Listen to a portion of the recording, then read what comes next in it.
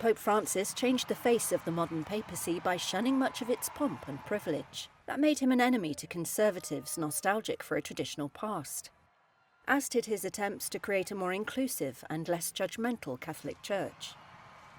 Hailing from Argentina, Francis became the first non-European pope in 1,300 years, on election in 2013. It was the first time in 6 centuries a pope was elected after his predecessor resigned. Until Benedict died nearly a decade later, unusually there were 2 men in white in the Vatican. Francis inherited a deeply divided church, and that progressive conservative gap became a chasm. Another defining challenge, sex abuse crimes by the clergy, and how to restore credibility to a damaged Catholic Church.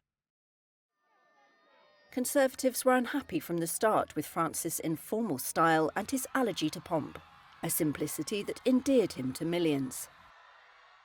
They balked at his calls for the Church to be more welcoming to LGBTQ people, whom he called children of God, and divorced Catholics, and at his clampdowns on using the traditional Latin Mass. He allowed women and Muslims to take part in a Holy Thursday ritual, until then restricted to Catholic men. Capital punishment was deemed inadmissible, and he attacked the arms industry and called for the abolition of nuclear weapons. A towering conservative, the late Australian Cardinal George Pell, called his papacy a catastrophe in a memo meant to be anonymous. But Francis could disappoint the liberals too. He refused to allow some married men to be ordained in remote areas, such as the Amazon. More women took senior Vatican roles, but not as many as progressives wanted. Most of the sexual abuse crimes that shook the Church took place before Francis's election, but he had to fix the damage. 2018 was a bad year. Francis had to apologise for grave mistakes after he defended a Chilean bishop accused of sex crimes against minors. He later sent an investigator. And US Cardinal Theodore McGarrick became the first cardinal defrocked for sex abuse. Too late. Jorge Mario Bergoglio was the grandson of Italians who emigrated to Argentina during the Depression. He was born in Buenos Aires in 1936. He was the head of the Jesuit order during the dictatorship in the 70s and 80s, during which thousands of suspected leftists were kidnapped and killed. The Vatican has denied accusations by critics in Argentina that he stayed silent and failed to protect 2 priests who didn't.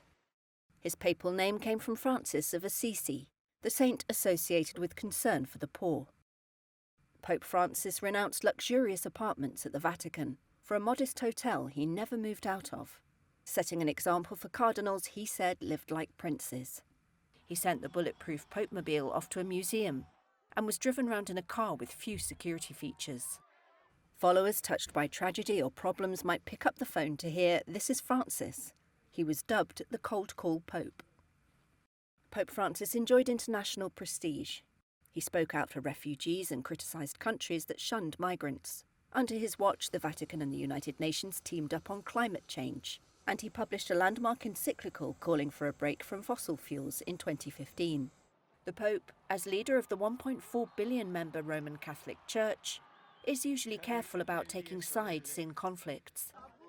But he was more outspoken about Israel's military campaign against Palestinian militant group Hamas, following the October 7, 2023 cross